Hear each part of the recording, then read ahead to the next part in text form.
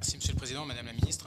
Je souhaiterais vous interpeller sur l'article 78 du projet de loi de finances pour 2020 portant sur la répartition de la DGF. En effet, alors qu'une promesse avait été faite par le gouvernement pour accorder sans limite de temps la dotation de solidarité rurale aux communes ayant fusionné en communes nouvelles avant le 1er janvier 2018, l'article 78 supprime à compter de 2023 cette disposition. Le manque à gagner pour les petites communes est énorme. Entendez ? Le manque à gagner pour les communes nouvelle est énorme, celles qui dépassent notamment le seuil de 10 000 habitants après 2023 perdront 150 000 euros. Ainsi, cette perte ne sera pas compensée par le bénéfice de la dotation de solidarité urbaine et de cohésion sociale, puisque la distribution de cette dotation est réalisée en fonction d'un indice synthétique. Dès lors, pour être éligible, cet indice doit être supérieur à 0,914 en 2019.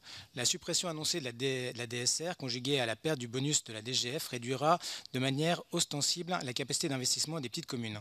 Pour pallier cette perte de liquidité, on a déjà des communes nouvelles, donc notamment en Haute-Savoie, qui pensent à défusionner, donc certains. Donc ce qui irait en complète aberration avec ce qui est fait ces dernières années. Donc je voulais savoir, et j'ai déposé un amendement, Madame la Ministre, si vous pourriez bien évidemment le soutenir pour qu'on puisse garder ce bénéfice après 2023. Merci.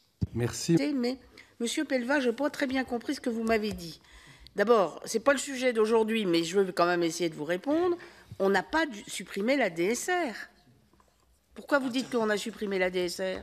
C'est une requête qui m'a été envoyée par des élus de la commune de Torrent, et donc c'est à partir de 2023. C'est dans l'article 78.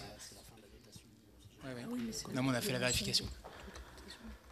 Bon, vous me donnerez votre papier, parce que la DSR, on l'a augmenté à 90 millions.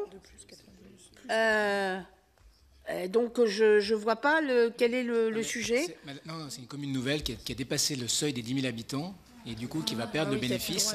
Et c'est sur une commune nouvelle. Et du coup, il devait... Oui.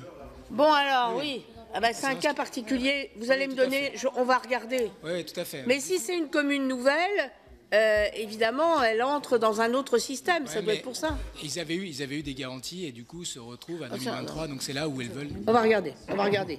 Donnez-moi votre écrit, on va regarder ça de près.